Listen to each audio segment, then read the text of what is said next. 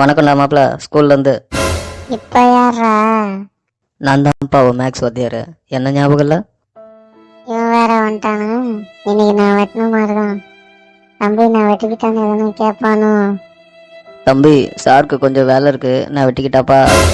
ஒன்றும் அவசரம் இல்லை, பொறுமையாகவே வெட்டிக்கிறேன்னு தம்பி தான் சொல்லிச்சு. மற்றவங்களுக்கே வழிவிடுறப்போ நீங்கள் வேற தம்பியோட சாருன்றீங்க.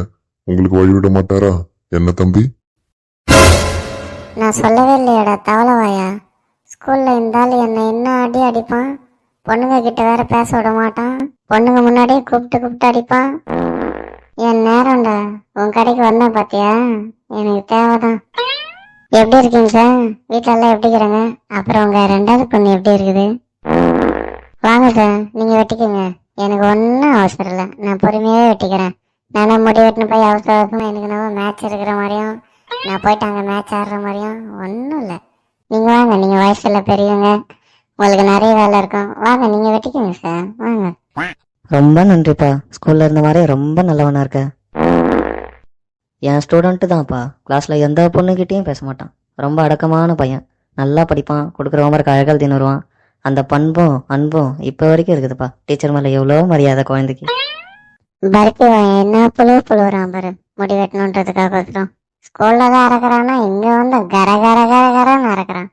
சேர்ல தான் உக்காண்டானே, வெட்டின்னு போயாண்டா. இமயமலையே பேத்துன்னு வந்து ஐஸ் வைக்கிறான் பாரு, நல்லவன் மாதிரி. ஸ்கூல்ல என்ன என்னாடி ஆச்சியாடாடி. உருப்படாம தான் போவ, நீ எல்லாம் எங்க உருப்பட போற? வேற டியூஷன் போனதுக்கு உன் டியூஷன் வரலன்னா என்ன இழுத்து வச்சாச்சியடா. முட்டி போட வச்சு என் முட்டி தேஞ்சிச்சு. அந்த வலி இருக்கு, அந்த வலி.